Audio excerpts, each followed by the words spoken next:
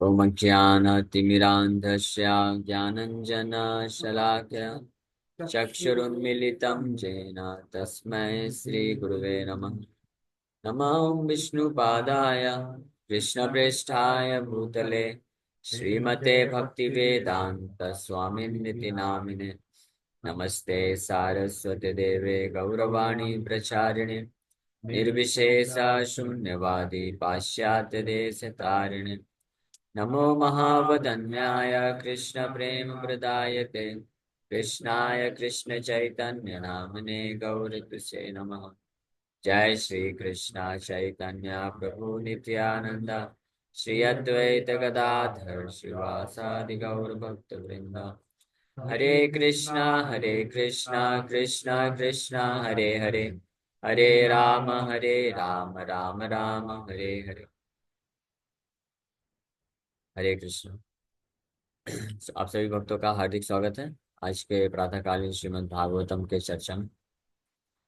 तो हम लोग चर्चा कर रहे हैं श्रीमद् भागवतम पहला स्कंद छठवां अध्याय, और इसके श्लोक संख्या 3-4 पे चर्चा कर चुके थे। इस अध्याय में श्रील व्यास देव जी नारद मुनि से और आगे जिज्ञासा करते हैं कि उन शुद्ध भक्तों के द्वारा शिक्षा प्राप्त करने के पश्चात नारद मुनि ने किस प्रकार से जीवन व्यतीत किया। तो उसके विषय में वो प्रश्न पूछ रहे हैं। स्वयं भुवा कया वृत्त्या वर्तितं ते परम वया कथम च इदम उदस्राक्षि काले प्राप्ते कलेवरम। O son of Brahma, how did you pass your life after initiation. दीक्षा लेने के बाद आपने अपना जीवन कैसे व्यतीत किया। And how did you attain this body.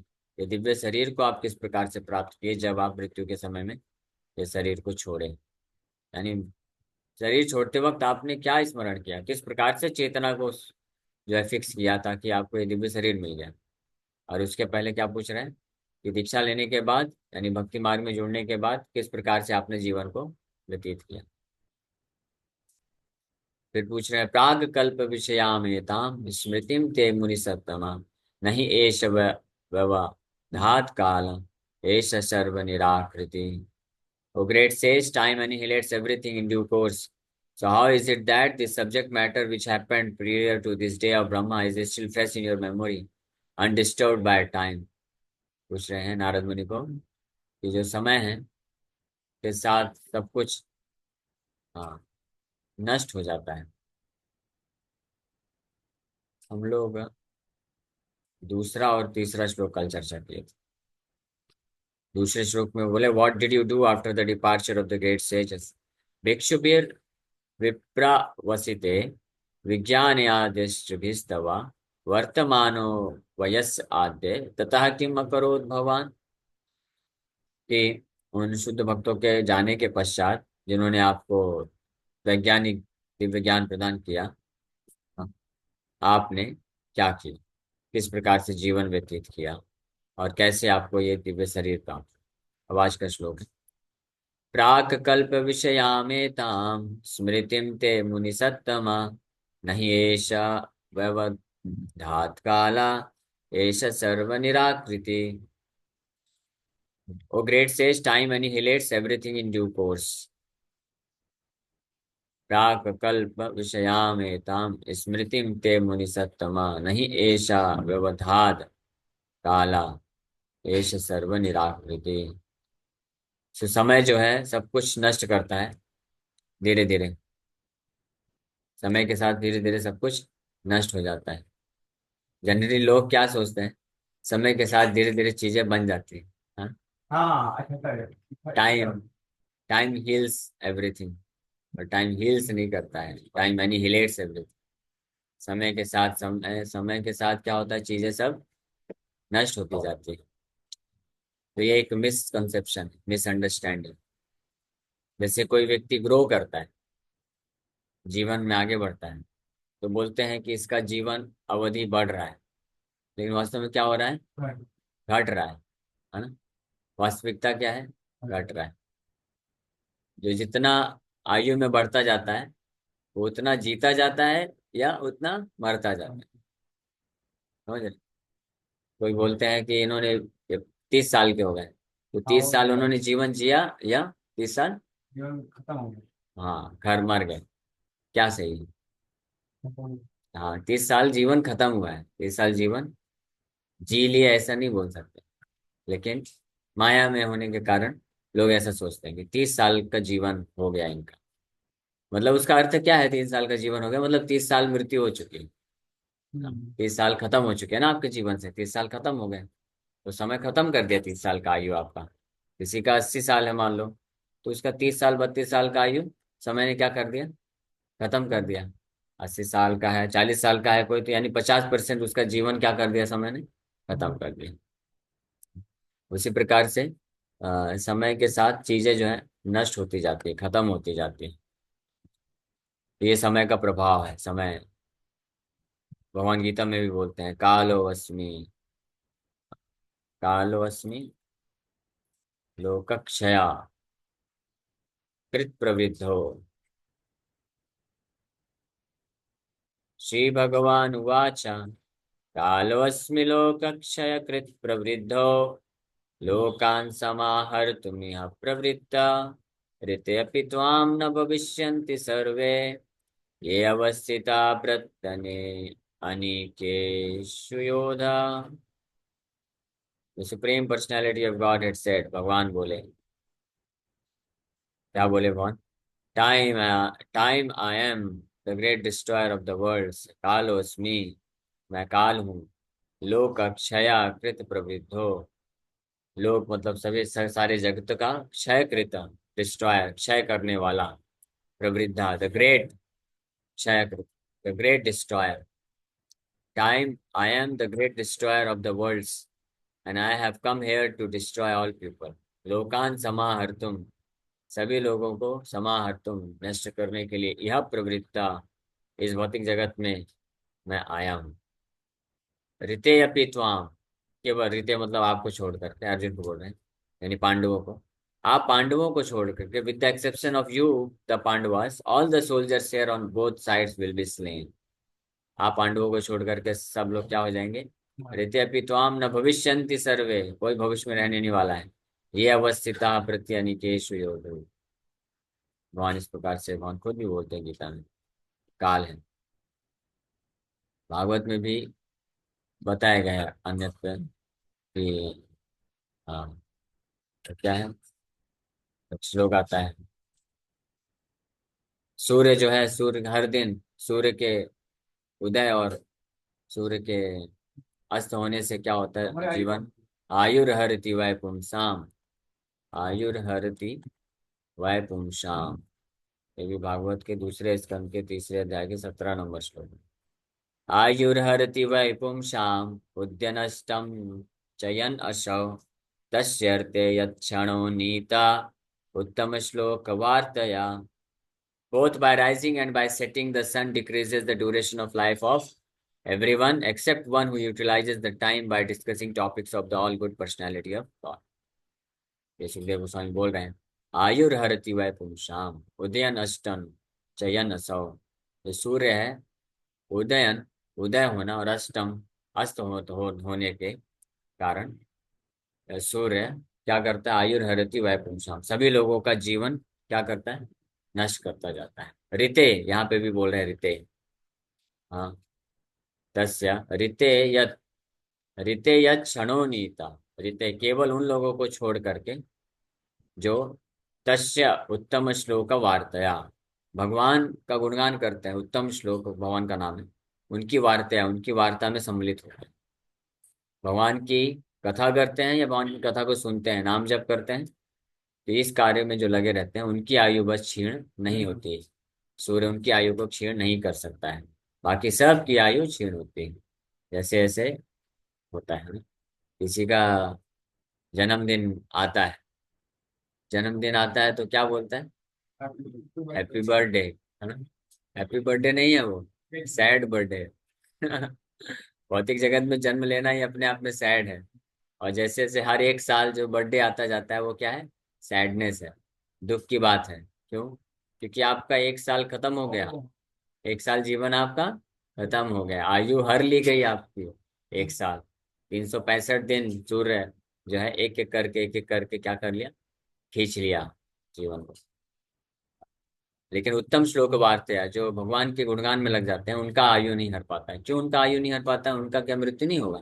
हाँ शरीर नहीं। हाँ, नहीं होगा। उनका मृत्यु नहीं होता है। क्यों? क्योंकि उनको दिव्य शरीर मिलता है। शरीर, मृत्यु का अर्थ क्या होता है? शरीर का नष्ट होता मृत्यु का अर्थ है, मृत्यु का अर्थ है शरीर नष्ट होना, है ना? इसको ध्यान से समझना पड़ेगा। मृत्यु जो होती है, तो जो लोग भगवान कृष्ण के भक्त नहीं हैं, जो देहात्म बुद्धि में होते हैं, अपने आप को जो शरीर समझते हैं, तो मृत्यु के वक्त उनका मृत्यु हो गया, है ना? है। जो अपने आप को शरीर समझता है, तो शरीर नष्ट हो गया तो खत्म, फिनिश। दूसरा शरीर प्राप्त करेंगे, फिर नष्ट हो जाएगा, फिर फिनिश, है ना? तो इस प्रकार से एक के बाद एक के बाद एक के बाद बार बार शरीर मिलके क्या होता है, उनका मृत्यु होता रहता है, मृत्यु होता रहता है। इसलिए उनका मृत्यु होता है, उनका आयु हरण करते हैं सब सूर्य। और हर क्षण इस प्रकार से क्या होता है, मृत्यु होता है व्यक्ति का। हर क्षण जीवन मिलता है, फिर मृत्यु होता है, इसलिए मृत्यु हो रहा है। लेकिन जो भगवत भक्त हैं, शुद्ध भक्त होते हैं, तो उनका क्या होता है, उनका मृत्यु नहीं होता है, क्योंकि फाइनली उनका ये अंतिम शरीर होकर के एक ऐसा शरीर मिलता है जिसका वापस से मृत्यु होने नहीं वाला है। इसलिए उनका आयु हरण नहीं कर सकता सूर्य, केवल उन लोगों का जो कि भक्ति में नहीं लगे हैं। तो समय इस प्रकार से व्यर्थ नहीं गंवाना चाहिए, ये महत्वपूर्ण है इंस्ट्रक्शन। तो यहाँ पे वेद व्यास जी बोल रहे हैं कि प्राक कल्प विषयाम एताम, इस कल्प में, ब्रह्मा जी के इस दिन में नारद मुनि को ये शरीर मिला है। लेकिन पिछले कल्प की बात है, ये घटना है, पिछले कल्प, पिछले दिन की बात है। नारद मुनि ये सब सुना है। बोल रहे हैं कि पिछले कल्प में आपके साथ ये घटना हुई, और कितना समय हो गया होगा, लगभग कितना समय हो गया होगा? एक कल्प जो है 864 करोड़ साल होते हैं। हाँ।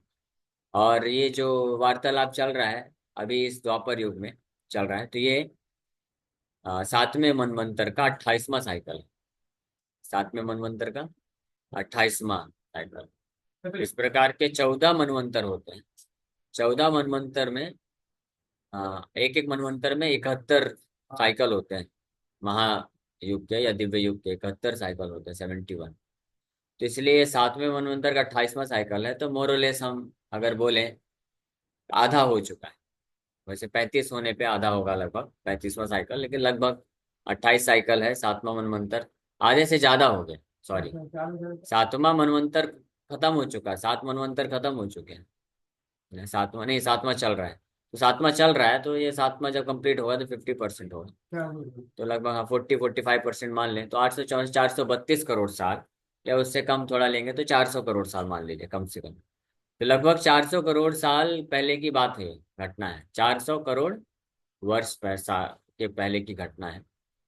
और उसके भी पहले नहीं, उससे भी ज्यादा, क्योंकि दिन में हुआ था ना, ब्रह्मा जी के दिन में ये घटना हुई थी।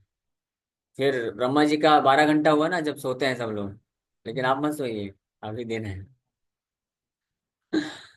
ब्रह्मा जी का जो रात्रि है 12 घंटे का, उसमें 864 करोड़ साल होते हैं।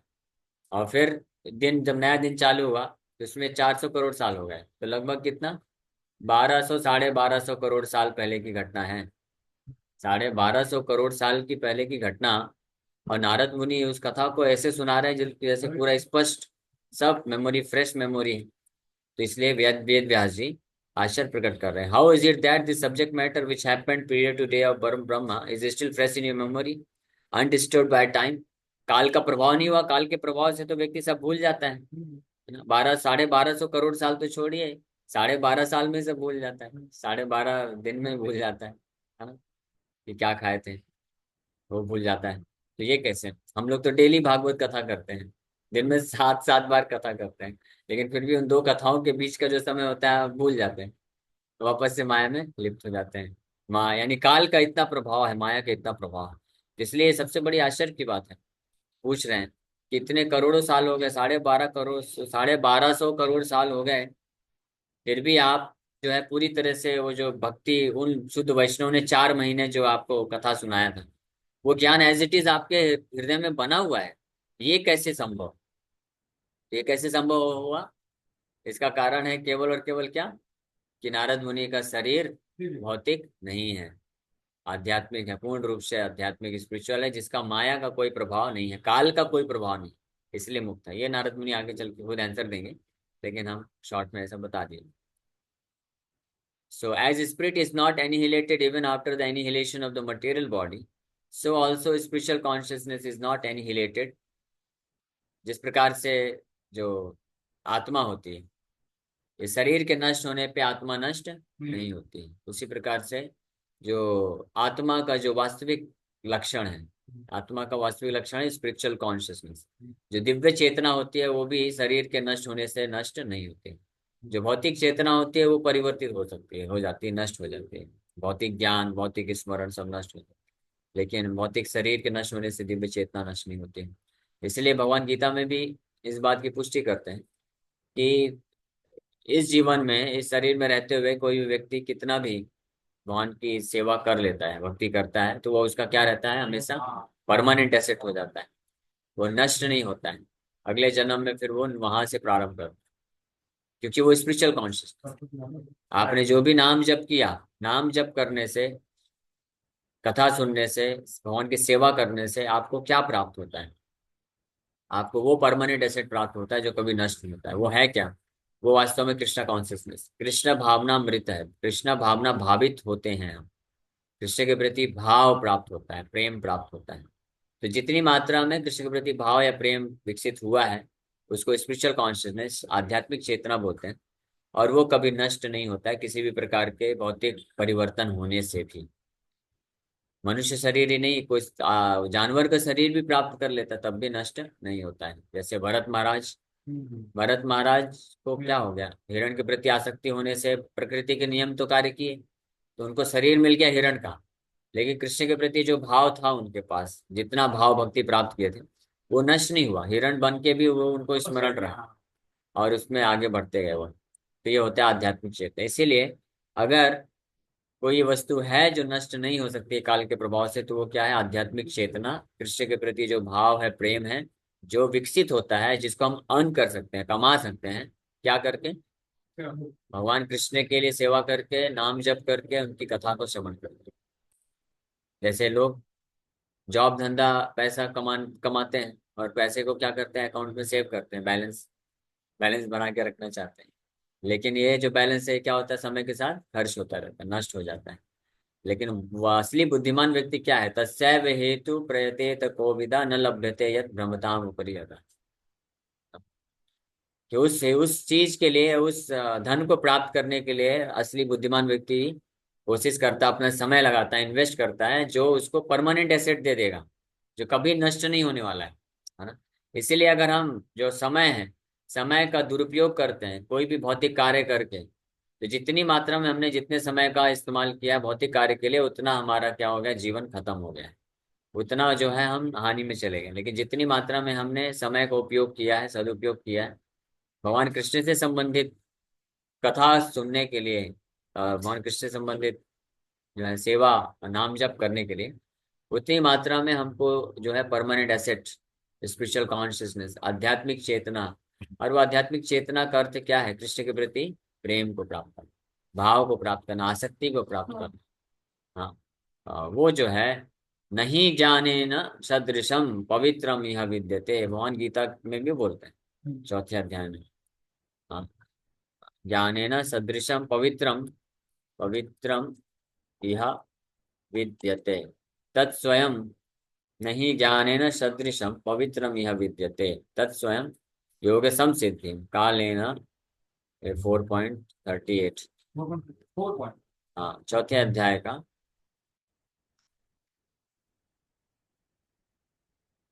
ये है असली वस्तु।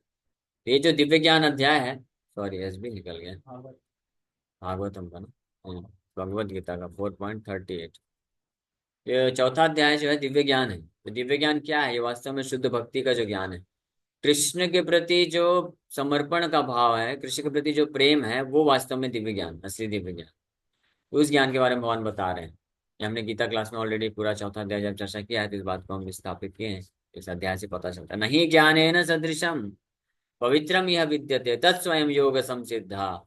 योग की समसिद्धि में, योगा रेफर्स टू भक्ति योग, हमेशा ध्यान रखना चाहिए। योग मतलब भक्ति योग, योग का मतलब और कुछ है भी नहीं, भक्ति योग ही होता है योग का मतलब।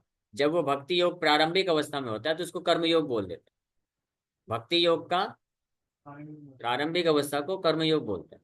उससे और एडवांस हुआ तो ज्ञान योग बोलते हैं, और एडवांस हुआ तो ध्यान योग बोलते हैं, और फुली मैच्योर हो गया, पूरा पक गया, तो उसको क्या बोलते हैं? शुद्ध भक्ति योग या भक्ति योग बोलते हैं। तो जब भक्ति योग बोला जाता है तो दैट रिफर्स टू शुद्ध भक्ति योग। लेकिन जब कर्म योग, ज्ञान योग, ध्यान योग की बात की गई है भगवद गीता में या भागवतम में, शास्त्रों में, तो that refers to different levels of bhakti yoga, अलग अलग भक्ति योग के लेवल की बात की गई। तो फाइनली योग का मतलब होता है भक्ति योग, क्योंकि भगवान, योग मतलब भगवान से जुड़ना, और भगवान बोलते भक्त्या माम अभिजानते, भक्ति के द्वारा ही मुझसे कोई जुड़ सकता है, भक्ति योग ही हुआ।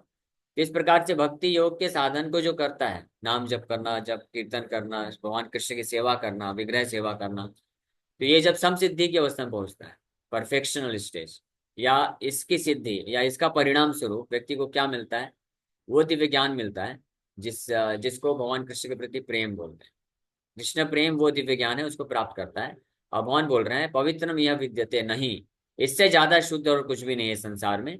और तत्स्वयं वो अपने आप ही योग संसिद्धि साधन भक्ति करते करते, कृष्ण का जो सेवा भजन कीर्तन करते करते, कालेन आत्मनि विन्दति, in due course of time, समय के साथ जो व्यक्ति इस वक्त इस प्रकार से लगते हैं, तो आप अपने स्वयं के अंदर वो महसूस करते हैं या एंजॉय करते हैं, they enjoy with in themselves.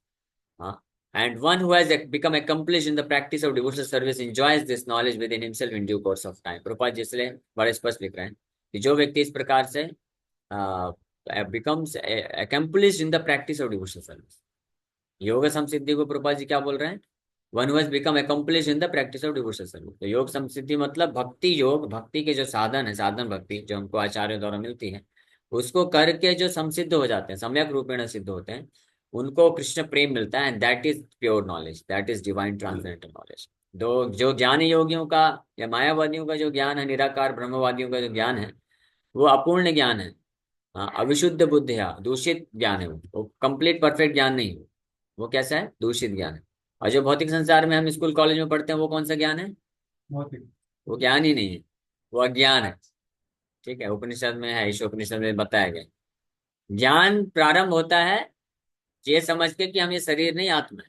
तो ब्रह्मवादी निराकारवादी उस ज्ञान को प्रारंभ करते हैं, तो वो किस कुछ कुछ कुछ स्टेजेस में होते हैं।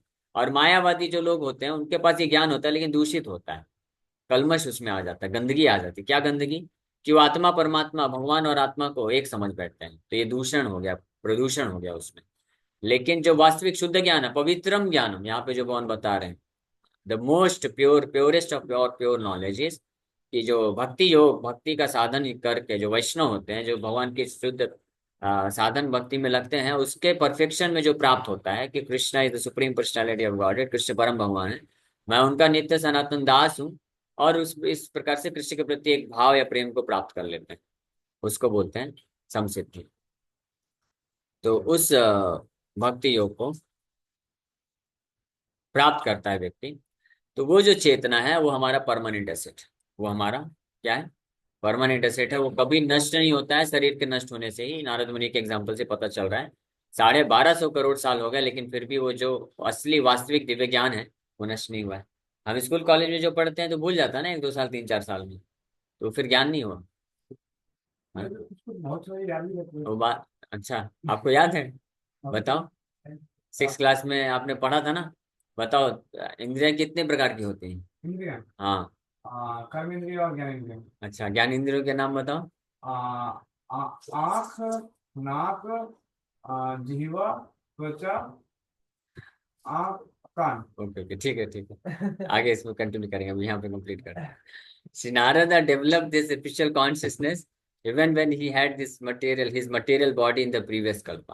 तो देखिए, एक ये महत्वपूर्ण चीज है कि नारद मुनि ये जो दिव्य आध्यात्मिक चेतना है, इसको प्राप्त कब किए थे? पिछले कल्प में, 1200-1250 करोड़ वर्ष से पूर्व लगभग, जब उनके पास भौतिक शरीर था, तब प्राप्त कर लिया उन्होंने उस दिव्य चेतना को। यानी इस दिव्य चेतना को, यानी कृष्ण प्रेम है, आध्यात्मिक जो परफेक्शन है, उसको प्राप्त करने के लिए शरीर को छोड़ने का जरूरत नहीं है। ये भौतिक शरीर के साथ प्राप्त किया जा सकता है। प्रिंसिपल क्या है? कि कृष्ण के से कनेक्ट कर देना चाहिए। सो consciousness of the material body means spiritual consciousness express through the medium of a material body. This consciousness is inferior, destructible and perverted, but super consciousness of the supra mind in the spiritual plane is as good as spirit soul and is never angry. Prabhupada ji बहुत सुंदर लिख रहे हैं. But super consciousness of the supra mind, यानी इस ये भौतिक मन है, इस भौतिक मन के परे आध्यात्मिक मन है, आध्यात्मिक चेतना, जो कि आध्यात्मिक स्तर पे जो प्राप्त होता है, वो कॉन्शियसनेस जो होता है वो स्पिरिट सोल का होता है, आध्यात्मिक होता है, और इसलिए वो कभी नष्ट नहीं हो सकता है. हाँ, कितना भी परिवर्तन आ जाए शरीर में. तो नारद मुनि के एग्जाम्पल से ये पता चलता है. तो इस सब से ये बेस्ट एग्जाम्पल है. इस उदाहरण से हमको प्रेरणा लेकर के हमको क्या प्रयास करना चाहिए कि हम जीवन में अपने समय का ज्यादा से ज्यादा सदुपयोग उन कार्यों को करने के लिए करें जिससे हम इस दिव्य स्पिरिचुअल कॉन्शियसनेस को प्राप्त कर सकें. ठीक है, कोई दिक्कत नहीं. आध्यात्मिक चेतना को प्राप्त कर सकें. वो इंडेवर कर रहे हैं ना, आध्यात्मिक चेतना प्राप्त करने के लिए संघर्ष कर रहे हैं, तो अच्छी बात, करना चाहिए. ओके, यहीं पे विराम करते हैं. किसी भक्त का कोई प्रश्न है तो पूछ सकते. हरे कृष्णा कृष्ण कृष्ण हरे हरे, हरे राम राम राम. सो भौतिक ज्ञान होने से प्रचार कर पाएंगे ऐसा जरूरी नहीं है. गौर किशोर दास बाबा जी महाराज के पास कितना भौतिक ज्ञान था? कोई भौतिक ज्ञान नहीं, लेकिन उन्होंने किसको प्रचार किया? जो सबसे बड़े ज्ञान रखने वाले, सबसे बड़े विद्वान, उनको प्रचार कर दिया. ऐसे अनेकों उदाहरण है जिसमें किसी भक्त को पढ़ना लिखना भी नहीं आता है, लेकिन फिर भी वो दिव्य ज्ञान है उसके हृदय में. तो ये जरूरी नहीं कि भौतिक ज्ञान में जो बड़ा चढ़ा होगा वही आध्यात्मिक ज्ञान को प्राप्त करेगा, बल्कि उल्टा हो जाता है.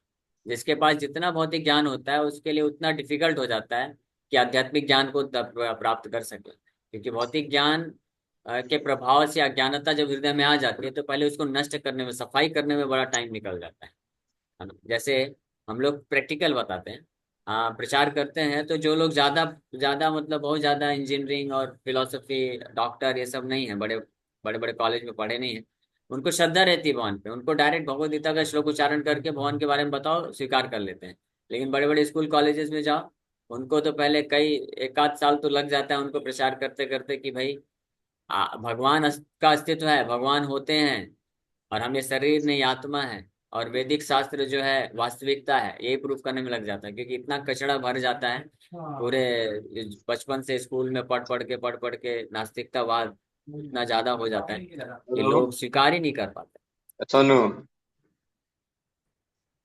सो इसलिए, और रही बात प्रचार के लिए, तो निश्चित रूप में अगर कोई योग्य है, किसी ने भौतिक ज्ञान लिया है और वो वैष्णव है, तो बहुत अच्छी बात है. वो भौतिक ज्ञान को फिर वो इस्तेमाल कर सकता है कृष्ण की सेवा में. इस प्रकार से यूटिलाइज हो जाता है. जैसे प्रभुपाद जी पढ़े लिखे, एजुकेटेड, हाँ थे, तो श्रीला भक्तिदान सूरी ठाकुर महाराज जैसे देखे कि ये स्कॉटिश का, एक मिनट, चर्च कॉलेज में पढ़े हुए हैं, इंग्लिश भाषा जानते हैं, विद्वान हैं, तो प्रभुपाद जी बोले कि you are an young educated boy, why don't you preach Krishna consciousness message all over the world. आप इतने पढ़े लिखे नव युवक हैं, तो जाओ आप कृष्ण चैतन्य महाप्रभु का प्रचार करो विदेशों में, भक्तों में, अन्य लोगों को. लेकिन इसके लिए ये जरूरी नहीं है कि जो भक्त भौतिक ज्ञान पढ़ा लिखा नहीं है तो वो प्रचार करने के लिए पहले जाके भौतिक ज्ञान अर्जन करे, फिर जाके प्रचार करे. दैट्स नॉट रिक्वायर्ड, उसका जरूरत नहीं है. हमारे इस्कॉन में ऐसे भी एग्जाम्पल है. हिज होलीनेस राधा गोविंद गोस्वामी महाराज, उनको इंग्लिश नहीं आती. जब प्रभुपाद जी से पहली बार मिले तो फिर दीक्षा वगैरह हो गया, मेरे मायापुर में थे. प्रभुपाद जी बोले कि अब जाओ आप प्रीचिंग करो. तो 2 3 4 5 दिन निकल गए, मायापुर में ही थे. प्रभुपाद जी वापस मिले, रहे आप गए नहीं अभी तक? तो महाराज बोले, महाराज हेजिटेट कर रहे थे कि प्रभुपाद जी बोले हैं, मैं कैसे पूछूं वापस से. तो पूछे आप गए नहीं? तो बोले मैं तो जाने को तैयार हूँ प्रभुपाद, लेकिन आपने जो बोला है कि जाओ प्रीचिंग करो, तो ये प्रीचिंग का अर्थ क्या होता है? प्रभुपाद जी समझाए, प्रीचिंग मतलब ये कृष्णा भक्ति का प्रचार प्रसार करो, जाओ. बोले अच्छा ये है. इतना भी नहीं आता था महाराज को, लेकिन आज देखिए पूरे वर्ल्ड में बहुत महान प्रचारक हैं, सन्यासी हैं, गुरु हैं, दीक्षा गुरु हैं, और विदेशों में जाके इंग्लिश में प्रवचन भी देते हैं. सोचिए. तो इसलिए कोई फर्क नहीं पड़ता है कि भौतिक रूप से कोई ज्यादा उसके पास डिग्री है नहीं है, पढ़ा लिखा है नहीं पढ़ा लिखा है. जो कृष्ण का सेवा करने के लिए तत्पर है उसको बस कृष्ण कॉन्शियसनेस स्वीकार करना चाहिए, नाम जप करना चाहिए, गीता भागवत शास्त्रों को पढ़ना चाहिए. अगर शुद्ध भाव है तो भगवान खुद उसको बुद्धि देते हैं, वो कुछ भी कर सकता है. ओके, और कोई प्रश्न है किसी का? हाँ, हरे कृष्णा. प्रभु जी, मेरा एक सवाल है। मतलब हम भौतिक जगत में रहते हैं, हम भगवान की हाँ तो भक्ति समझ गया करते समझ हैं। गया। भौतिक जगत में रहते हैं तो भौतिक जगत में रहने के लिए पालन पोषण अपने शरीर का परिवार वालों को करने के लिए जितना भौतिक कार्य जरूरत है, भौतिक ज्ञान का भी जरूरत है, भौतिक जो स्कूल कॉलेज की पढ़ाई लिखाई है तो वो करना चाहिए, मना नहीं किया जा रहा है, तो वो करिए, बच्चों को भी कराइए और जो आपका जॉब धंधा है उसको भी करिए, लेकिन उसका उद्देश्य क्या होना चाहिए कि हमारे शरीर का पालन पोषण हो सके, बस इसके लिए। लेकिन कृष्ण भक्ति में आगे बढ़ने के लिए वो सब कोई रिक्वायरमेंट नहीं है, बल्कि वो एक खतरा ही होता है, तो इसलिए ठीक है जा। सॉरी, आप पूछिए, अगर यही क्वेश्चन था तो मैंने आंसर दे दिया, और कुछ और है तो पूछ लीजिए। नहीं नहीं प्रभु जी, मतलब ये था कि जैसे हम भक्ति का प्रचार करते हैं कि मतलब भगवान की सेवा करनी चाहिए, हमें विग्रह सेवा करनी चाहिए, हमें भगवान के लिए भोग बनाना चाहिए, मतलब ये सब सेवा हमें करनी चाहिए और हमें कृष्ण भक्ति अपनाना चाहिए। तो लोग कहते हैं अरे ये ऐसा कुछ नहीं होता है, ये है वो, तो फिर हम लोगों को कैसे इस चीज के का प्रचार करें कि नहीं ये अच्छी चीज होती है, इससे हमारी चेतना शुद्ध होती है, हमारा मन पवित्र होता है, हमारी इंद्रिय हमारे बस में होती है। मतलब लोग इस चीज ओके को ओके। कहते हैं नहीं नहीं, ये ऐसा नहीं होना हाँ चाहिए। समझ गए समझ गए। तो लोगों को सबसे पहले तो उनको समझाना चाहिए कि हम ये शरीर नहीं आत्मा है। हम जब तक कोई ये नहीं समझेगा कि हम शरीर नहीं आत्मा है, तब तक वो आत्मा के स्तर के कार्य को कभी अप्रिशिएट कर ही नहीं पाएगा, वो जान ही नहीं पाएगा। लोगों को ये समझाने के लिए कि हम शरीर नहीं आत्मा है, उनको ये स्पष्ट दिखलाना चाहिए कि संसार में कितना दुख है और कैसे शरीर के परिवर्तन से लोग भ्रमित हो रहे हैं। और गीता का सबसे पहला मैसेज संदेश है कि हम शरीर नहीं आत्मा है। जब ये हम समझाएंगे तभी वो लोग स्वीकार कर पाएंगे कि हाँ भक्ति करना चाहिए, नहीं तो उनको लगेगा कि क्या है फालतू, 2 घंटे 3 घंटे बैठ के हरे कृष्णा कर रहे हैं, इससे अच्छा जाकर को कुछ काम धंधा करेंगे तो पैसे कमा लेंगे। लेकिन जब ये जानेंगे लोग कि केवल पैसे कमाने से, संसार में बहुत सुख सुविधा की वस्तुओं प्राप्त करने से हम सुखी नहीं रह सकते, हम फिर भी यहाँ पे दुख झेल रहे हैं। क्यों दुख झेल रहे हैं? क्योंकि हम शरीर को ही सब कुछ मान करके शरीर के ही संतुष्टि के लिए कार्य कर रहे हैं, लेकिन हम शरीर है नहीं। तो जब इस बात को समझेगा तब वो धीरे धीरे जान पाएगा कि हाँ फिर आत्मा के स्तर पे कार्य करना जरूरी है, और उसके लिए भक्ति योग है, भगवत गीता पढ़ना चाहिए, सुनना चाहिए, नाम जप करना चाहिए। ठीक है। ओके। जी प्रभु जी, हरे कृष्णा, दंडवत प्रणाम। हरे कृष्ण। ये तो ठीक है, जो नहीं जानता उसको समझा पाना तो ठीक है, लेकिन जो जानता है कि हम शरीर नहीं आत्मा है, फिर भी आदमी उसी अंधकार में गिरता जाता है, उसको किस तरह से रास्ता में ले जाए। हम जैसे हम ही हैं, हम अपने लिए बोल रहे हैं कि इसके लिए जब जानते हैं कि नहीं हम शरीर नहीं है आत्मा है, लेकिन फिर भी वो माया छूटती नहीं है। तो उसके लिए प्रभुपाद जी एक नरोत्तम दास ठाकुर का भजन है, वो हमेशा उसको स्मरण करिए। उसमें बताते हैं, हरि हरि विफले जन्म गवाइन, जानिया शूनिया विष खाइन। कि अगर कोई जानता है फिर भी जानबूझ करके विष पीने के जैसा हो गया। हाँ, क्योंकि इस संसार में आपकी बात नहीं कर रहे हैं, आप तो अच्छे से कर रहे हैं भक्ति। जो लोग, कई लोग हैं बाहर, जो लोग शास्त्र वगैरह पढ़ते हैं, जानते हैं कि हाँ शरीर नहीं आत्मा है, लेकिन फिर भी उनको बोलो कि चलो बैठ के 2 4 माला जप स्टार्ट करो, लेकिन नहीं करना चाहते हैं क्योंकि इतनी ज्यादा भौतिक आसक्ति है, मन लगता नहीं है, मन डिस्टर्ब रहता है। उनको सोल्यूशन बताओ कि ठीक है, सोल्यूशन क्या है? मन डिस्टर्ब रहता है तो आप नाम जप करिए, गीता पढ़िए। उसको स्वीकार नहीं करना चाहते हैं, तो ये वो दुर्भाग्यशाली लोग होते हैं जो कि जानबूझ करके विष खाते रहते। पता है कि हम भौतिक कार्य करेंगे, भौतिक जगत में फंसेंगे, इंद्र तृप्ति करेंगे तो हम और दुख भोगने वाले हैं, लेकिन फिर भी जानबूझ के चले जाते हैं। तो ऐसे लोगों को क्या करना चाहिए जो जानते हैं फिर भी फंस जाते हैं, लेकिन इच्छा नहीं है वहां पे फंसने का? तो इनके लिए उपाय क्या, कारण क्या है कि कारण रहता है कि इस आध्यात्मिक शक्ति की कमी होती है, इसलिए जानते हुए भी बार बार फंस जाते हैं। लेकिन फंसना नहीं चाहते, अगर ये इच्छा रखेंगे, रखता है कोई, तो फिर उनको भक्तों का संग करना चाहिए। भक्तों के संग से जब है आध्यात्मिक शक्ति मिलेगी, तब वो फिर ये विश्व को, ये माया को, जो आकर्षण को, उसको ना कह पाएंगे और आध्यात्मिक जीवन में प्रगति करने के लिए तत्पर हो पाएंगे। थैंक यू, हरे कृष्णा। हरे कृष्ण। ये बहुत फेमस श्लोक है, बट उसका हिंदी में अर्थ बता रहे हैं कि मैं भोगों को नहीं भोग रहा, भोग हमें भोग रहे हैं। हमें भी भोग हमने भोग गया, तब हमको लगता है कि हम भोग भोगेंगे, बट वास्तव में भोग हमको भोग रहे हैं। इसकी थोड़ा व्याख्या करेंगे तो थोड़ा लगता है कि भोग भोग वृत्ति जो है ये कम हो जाएगी। हाँ सही बात है। ऐसे कभी कभी किसी जो यूथ प्रीचिंग करते हैं तो लड़के को हम लोग समझाते हैं कि भाई आप ये सब ड्रिंकिंग स्मोकिंग में मत फंसो, गलत संग को त्याग दो, भक्तों के संग में आओ, नाम जप करो। तो बोलते हैं कि नहीं नहीं नहीं नहीं, हमारा हम सब कंट्रोल में है। हम अपने मन के मालिक हैं। हम मन के मर्जी में करते हैं। ऐसा नहीं कि हमको कोई लत लग जाएगी, आदत लग जाएगी। मेरा मन जब बोलेगा तभी मैं स्मोकिंग करता हूँ, ड्रिंकिंग करता हूँ, नहीं तो नहीं करता हूँ। तो वो ऐसा सोचते हैं कि वो मन के राजा हैं और वो कंट्रोलर हैं और वो करते हैं, भोग करते हैं। लेकिन वास्तव में कौन भोग रहा है? वो मन के गुलाम है। सही बात है। जब आपका मन करता है स्मोकिंग करने का तभी आप करते हैं, इसका मतलब मन आपको गुलाम बना के रखा है। इस प्रकार से मन एक इंद्रिय है, इंद्रियों का राजा है। और सभी इंद्रियां हमको जो है भोगती हैं, हमको वास्तव में वो एंजॉय करती हैं और हम फंस जाते हैं। हम उन इंद्रियों के द्वारा भोग को नहीं करते हैं। नहीं तो जो भोगता है वो तो इंजॉयर है ना। इंजॉयर है तो उसको आनंदित रहना चाहिए ना, सुखी रहना चाहिए ना। कृष्ण वास्तविक भोगता है, कृष्ण वास्तव में भोग करते हैं।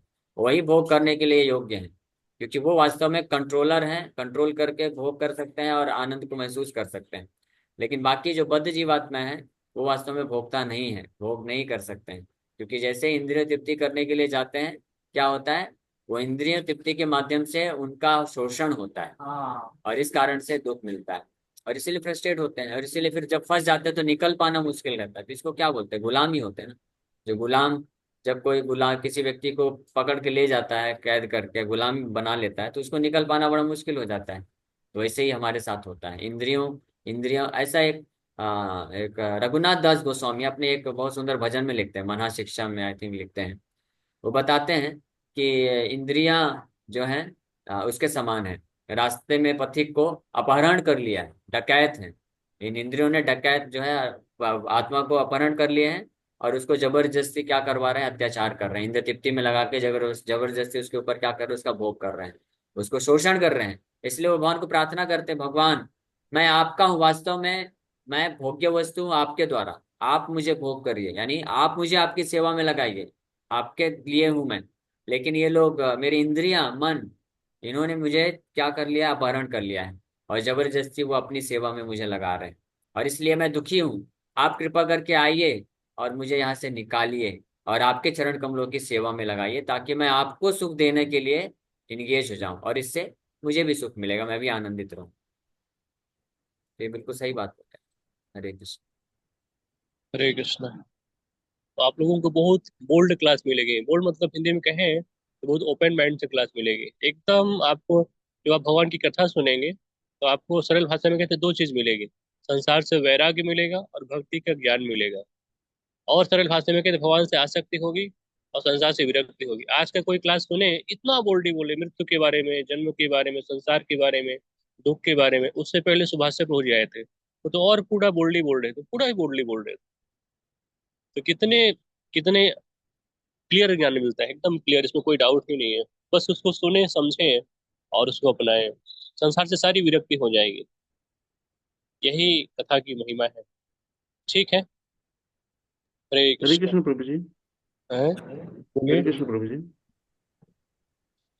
बोलिए बोलिए। प्रभु जी, एक कोशिश की थी, हम लोग गीता जयंती आ रही है 2-3 दिन में।